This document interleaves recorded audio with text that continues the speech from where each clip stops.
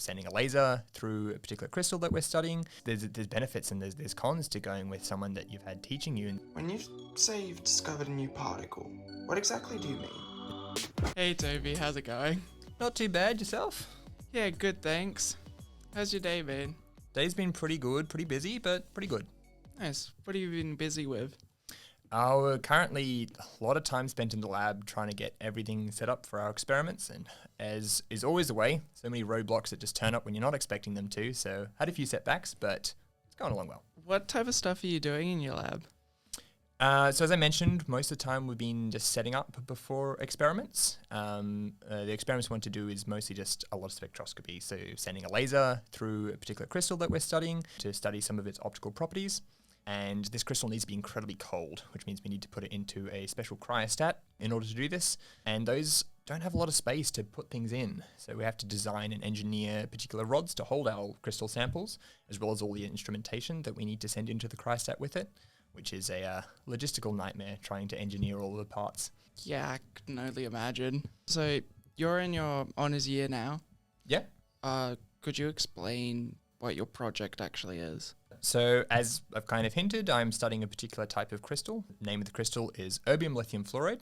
And we are working at it. It's a project under the rare earth ion group here at the ANU, and we're quite interested in developing a lot of different quantum technology. So this is related to quantum computers, but particularly things like quantum memories and quantum repeaters and quantum networks, which all kind of feed together with quantum computers to form some form of quantum internet.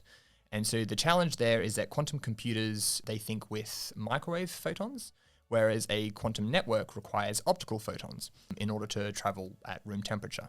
And so we need a way to convert or translate effectively between microwave information that quantum computers use and the optical photons that quantum network needs. And so we think that erbium lithium fluoride would be a good candidate for this conversion process to take in microwave photons and turn them into optical photons without losing any of the quantum information that a quantum computer needs to think. So there is currently no way to convert this quantum information. Like these devices that I was talking about, they're all theoretical, and so no one's actually been able to achieve it. We have a theoretical model of this crystal erbium lithium fluoride that says that it might be possible, but because we don't understand it, we don't know if that's actually the case. And so the idea is to basically work out how this crystal interacts with light, and to see whether our theoretical prediction is right. Right? Perhaps this will be useful, perhaps it will not be, and we just don't know yet. But the grander motivation as to why we want to know how it interacts with light is to see whether it can interact in the specific way we need for a quantum interconnect. And while you were investigating this crystal, you ended up discovering a new particle? What exactly do you mean? That is I guess, very clickbaity way to describe it. They're called quasi-particles because they behave exactly like particles. Mathematically, they're treated exactly like particles, but they only exist within the kind of scope of the crystal. Another slightly more common one are phonons, which is basically that just like light is quantized in packets called photons. If you try and make less and less energetic light, eventually you'll be stuck at single photons. Same thing with sound or vibrations through materials. And so if you have like a piece of metal and you try and excite just a tiny vibration, because of quantum mechanics, there is a smallest amount of vibration you can put in. And that vibration that travels through, right, it's like a sound wave, but it's the smallest packet of sound wave you can get, is a phonon. Phone being like sound. So it's a quantized particle of sound.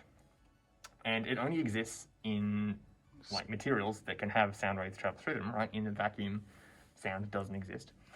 Whereas things like light and electrons and all the other what we call like real particles that we're more comfortable with, they exist regardless of where they are.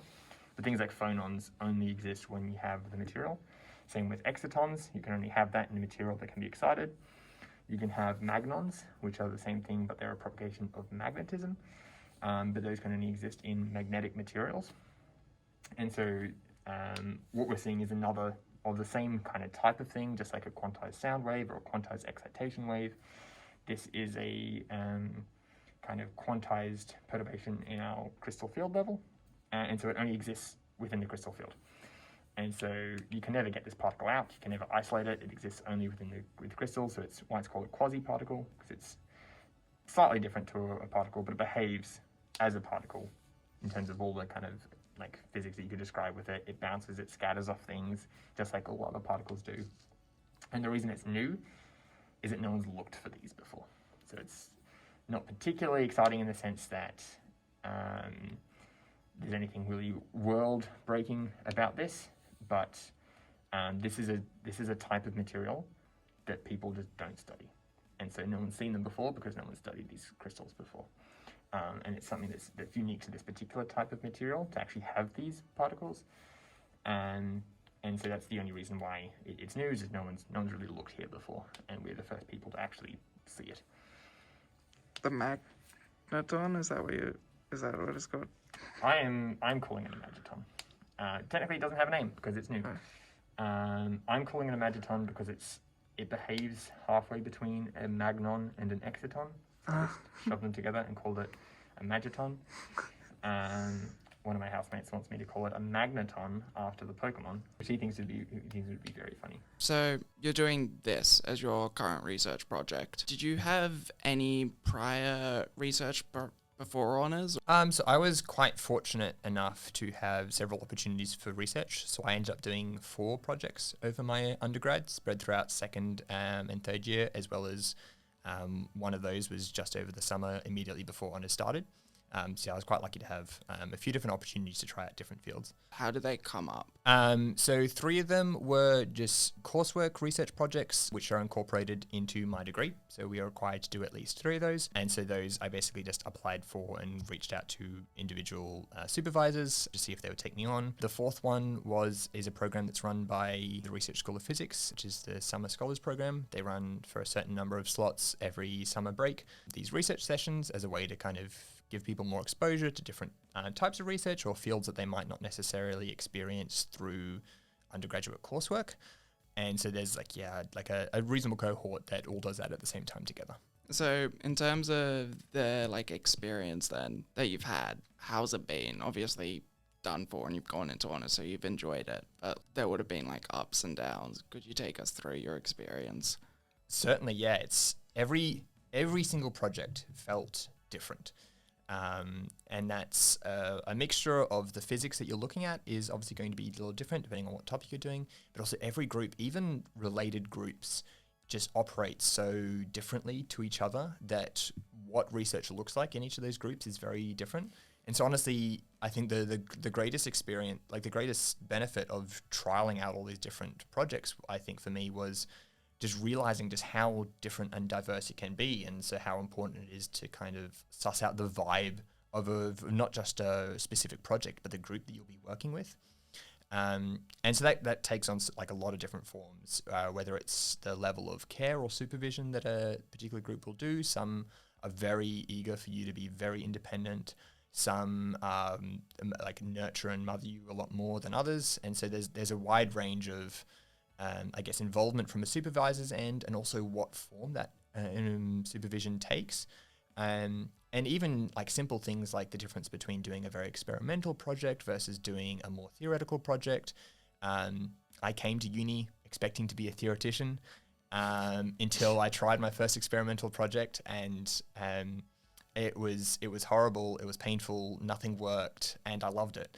And so I went on to do another theoretical project after that, and just didn't get the same satisfaction from the end of it. And so I've gone back to experimental now, just because I loved it so much. And it definitely, every project is completely different, not related barely at all to the last. And I think it's been really, really exciting to kind of work out exactly what it is that I've liked, and then to go on to do other projects that I didn't quite resonate quite as much with. Really just reinforces that, yes, I do want to do this thing. That's really cool. So you, through those different experiences in research, you were able to pick out what engaged you and what didn't. Yeah. Essentially. And have you had any experiences where the projects are different to what you're expecting? I mean, yeah, certainly. It's like my personal experience has been that every project is going to be different to what was initially advertised. And so those who have done a few projects may have found them via each research school has a list on their website where they advertise the different projects. And typically a supervisor will advertise the sort of project that they're working on at the moment. And for academics and PhD students at the university, those projects are multi-year long projects. And so that advertisement can actually stay up for quite a while. But the specifics of what you'll be doing in like 6 months or however long you have for an undergrad project might be related to or could be even completely different from what's initially advertised there. And so that's part of why I think it's so important to have that meeting with the supervisor and to sit down with them and see what they have on hand. And because usually I've been presented with a few choices and they're related in the same sort of field, but each of them is slightly different. And so I've had the flexibility of being able to choose whether I want to go more computational heavy, more experimental heavy, more theoretical heavy, as well as the sort of direction that you want to take. Because it is so variable, and like even like over the course of a project, the results that you get might change the scope of where you go looking next. And that's particularly relevant for long projects such as honours, or if you do extended research. The nature of where that project ends up very much depends on what you do halfway through. And so like it is very easy to kind of come out of a project doing something completely unrelated to what you went in. And so it is part of the journey, I guess, is finding out where you're going along. And it could be so sensitive to change. Yeah, so your projects can be vastly different to where you originally thought it should be. So it's, I guess, more important than to look at the supervisor and see if you vibe with them versus, like, obviously it still needs to be within the same field, but... Yeah, it's not always the case. Like, I imagine that there are plenty of supervisors who will advertise a project that they need done. Someone will approach them about the project and they'll go, perfect, yep, we need someone to do that. And you sit in there, you do the project and you leave, and it's exactly what you thought it would be. But it is very easy for that to change, and that's usually a good thing, right? Because you can tailor it to exactly what you want. And as for like the specifics of the research, it depends on what you're wanting to get out of it. And for me, I have not talked to any academic about a potential project and not thought it was the coolest thing ever. Every project that I do and all the physics that's being done and all the new research, even outside my field, I've talked to academics from linguistics and arts about the research that they do, and it sounds really cool and I want to get involved. And unfortunately, I don't have that much time. But it is like anything that's completely brand new will be really exciting. And so the advice I got from one of the academics that I was talking to, after I was very disappointed with her for making my decisions harder by adding another one on the list of really cool projects, and she said to me, well, it sounds like you could roll a dice, and whatever project you landed on, you'd enjoy the physics. And so she told me it's probably better that you go and you talk to people, and not just the supervisor, but the PhD students, the postdocs, any other students that might be working with them, and working out whether that's like, is that a family, is that a community that you can belong to, or do you want a group that you can connect with it that way? And obviously everyone's going to be wanting different things. Some people will want to get experiences that they haven't had, whether that's a computational or, for me, like as I mentioned, getting more experimental experience. And so actually working out what the group does and some of the non-physics aspects of it are often very important to kind of work out beforehand to see whether it is the thing that you want. And because I imagine a lot of people are similar to me in the sense of, like, the work that people do is very cool. And even if you thought a topic was cool, maybe the realities of doing it aren't, or maybe a topic that you thought wasn't cool, the realities of doing it are a lot cooler than you were expecting them to be. And so it is, yeah, like so variable, and like, and not always. Again, sometimes you'll come out of something getting exactly what you expected, but I would not consider that the norm. Cool. So could you have a chat about how you've, gone about, one, like finding supervisors and then picking the right ones for yourself? Yeah, so the very first project I did was through a supervisor who was also a lecturer for one of my courses. And because he was a lecturer, I obviously knew he worked in a field that that I was interested in. And so I approached him about a project, and I tried a little bit of like that physics that I'd just recently been learning about. And that was good in a sense, but I also discovered that as a lecturer and as a reasonably involved lecturer as well, he is very short of time. And so that's there's benefits and there's cons to going with someone that you've had teaching you, in the sense that you have a little bit more knowledge about who they are, which is quite important. But also the fact that they're spending a lot of their time teaching you means that they are spending a lot of time teaching that they can't be spending supervising or in a lab. And that comes and goes depending on the lecturer. Some will have more time than others, and obviously you don't require 24/7 supervision. But it's a risk to consider. The rest of my supervisors I've either found through word of mouth, so by talking to academics involved with the Research School of Physics. I've had a little bit of a conversation about the sort of things that I enjoy, or am interested in or curious about, and they are very eager to either let you know about their own project if there's anything related, but I've never found that they've been particularly afraid to also recommend others as well. So if they know that a particular academic is working on something that really kind of ticks all the boxes you need, they'll tell you, oh, you should go check this person out. You should see what they're doing, if they've got space. And so that's how I got my second project, and my current honours supervisor was through word of mouth recommendation. And based on the sort of things that I was wanting to try out. Okay, and so in that selection, when chatting to them, did you just send an email to them and say, hey, this person's recommended to have a chat to you because of this particular project that you're doing? Do you have space? Is that the type of thing that you did, or was it different? Yeah, so that's always the best kind of first point of call, is to always send that email, let them know who you are, how you found out about them, and particularly why you're interested, because a lot of the reason you're interested is also useful for them as to whether or not you'll be a worthwhile investment to take. Obviously, people want people who are really enthusiastic about either their field, or if people are passionate about particular skills that they might get from a particular academic who they know to be good at something. It's important for them to know. But that's always the first step, but most of the important stuff, you always go and meet with them. I always do. And that's where all the nuts and bolts get worked out. Any research project, and I particularly did it a lot for honours. I met and had not interviews, but more kind of private conversations with several different academics in several different groups. Never under the pretense that I was I was always very clear that I was curious and I was interested, and I just wanted to learn a little bit more. And how have you found communicating what you've done?